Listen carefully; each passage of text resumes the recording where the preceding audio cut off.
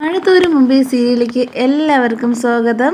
ഈ ചാനൽ ഇഷ്ടപ്പെട്ടാൽ ലൈക്ക് ചെയ്യുക, സബ്സ്ക്രൈബ് ചെയ്യുക. അലീനയുടെ ഓരോ തരത്തിലുള്ള അഭിപ്രായങ്ങൾക്കും എല്ലാ തവണയും നല്ല കാര്യങ്ങൾ പറഞ്ഞു കൊടുക്കുന്നത് ബാലചന്ദ്രനായിരുന്നു. എന്നാൽ ഇപ്പോൾ ബാലചന്ദ്രൻ കുറച്ച് ദിവസം കൊണ്ട് ഇല്ലാത്തതുകൊണ്ട് അത് കാണാനുണ്ടെന്ന് രേവതിക്കുട്ടി പറയുന്നുണ്ട്.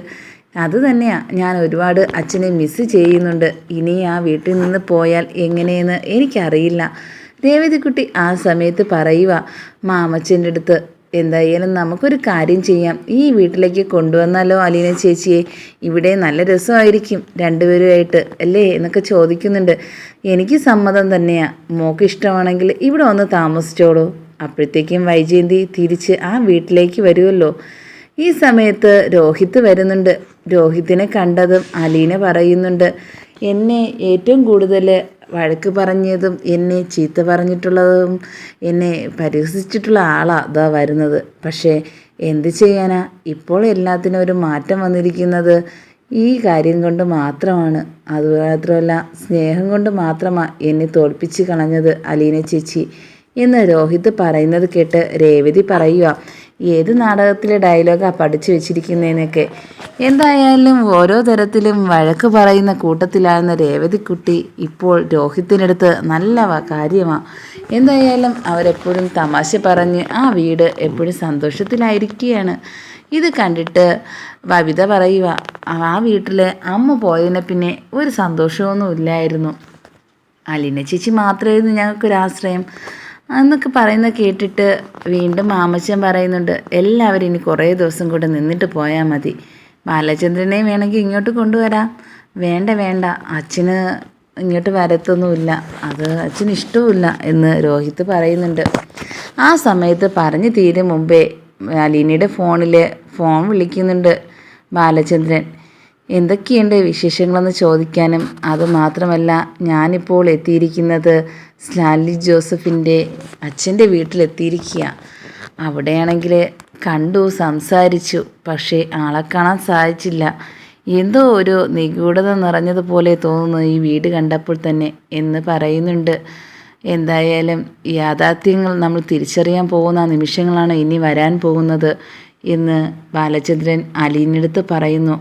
അലീന ഇത് കേട്ട ഉടനെ തന്നെ സന്തോഷമൊന്നും പറയാൻ പറ്റില്ല, സങ്കടമൊന്നും പറയാൻ പറ്റില്ല, ആ ഒരു അവസ്ഥയിൽ പറയുന്നുണ്ട്, എന്തായാലും എനിക്ക് അമ്മയെ തിരിച്ചറിയാൻ കഴിഞ്ഞിട്ടുണ്ട്. അച്ഛനെ കണ്ടില്ലെങ്കിലും എനിക്ക് അച്ഛൻ്റെ സ്ഥാനത്ത് ഒരാളുണ്ട്.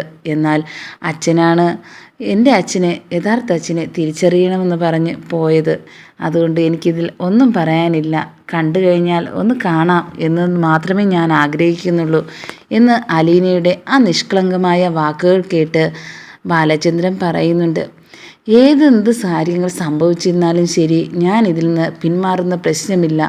ഇതിനൊരു അന്തിമ തീരുമാനമായിട്ടേ ഞാൻ ഇനി തിരിച്ചു വരികയുള്ളൂ ആ വീട്ടിലേക്ക് എന്ന് പറയുന്നത് കേട്ട് രോഹിത്ത് പറയുന്നുണ്ട്, അച്ഛനെ ഒന്ന് സംസാരിക്കാൻ തരുമോ എന്ന്. അങ്ങനെ രോഹിത്തിൻ്റെ അടുത്ത് സംസാരിക്കാൻ കൊടുക്കുന്നുണ്ട്. അമ്മയെ വിളിച്ചോ എന്നൊക്കെ ചോദിക്കുന്നുണ്ട് രോഹിത്ത്. അമ്മയ്ക്ക് ഇപ്പോൾ വീട്ടിലേക്ക് വരണമെന്ന് നല്ല ആഗ്രഹമുണ്ട്, പക്ഷേ ഇപ്പോൾ ഞങ്ങളവിടെ ഇല്ലാത്തതുകൊണ്ട് ഒരു ചെറിയൊരു തടസ്സം പോലെ തോന്നുന്നു എന്നെ മനുചേട്ടൻ വിളിച്ചപ്പോഴത്തേക്ക് പറഞ്ഞായിരുന്നു എന്ന് പറയുന്നുണ്ട്. അതിനെന്താ, ഇനി ഞാൻ വരാൻ കുറച്ച് ദിവസങ്ങൾ മാത്രമല്ലേ ഉള്ളൂ. വരുമ്പോഴത്തേക്കും വൈജയന്തിയെ നമുക്ക് തിരിച്ച് വീട്ടിലേക്ക് തന്നെ കൊണ്ടുവരാം എന്ന് പറയുകയും ചെയ്യുന്നു ബാലചന്ദ്രൻ. അങ്ങനെ അലീനയുടെ തന്നെ ഫോൺ തിരിച്ചു കൊടുത്തിട്ട് അലീന പറയുന്നു, ഞാൻ ആ വീട്ടിൽ നിന്ന് ഇറങ്ങുന്ന നിമിഷം അത് എങ്ങോട്ടാണെന്ന് എനിക്കറിയില്ല. അപ്പോൾ ബാലചന്ദ്രൻ പറയുക, എനിക്ക് നല്ല ഉറപ്പുണ്ട് നിൻ്റെ അച്ഛൻ്റെ അടുത്ത്, നിൻ്റെ വിശ്വസ്തമായ ഒരാളടുത്തേ ഞാൻ നിന്നെ ഏൽപ്പിക്കുകയുള്ളൂ എന്ന് പറഞ്ഞ് കേട്ടിട്ട് ഉടനെ ഫോൺ കട്ട് ചെയ്യുന്നുണ്ട്. രാജീവും ഗംഗാധരനും ഫോൺ വിളിച്ചുകൊണ്ടിരിക്കുകയായിരുന്നു ബാലചന്ദ്രനെ.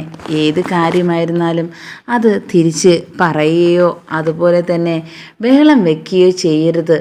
ഞങ്ങളാണെങ്കിൽ എല്ലാത്തിനും ഒരു തീരുമാനം എടുത്തിട്ടുണ്ട് വൈജയന്തിയുടെ കാര്യത്തിൽ.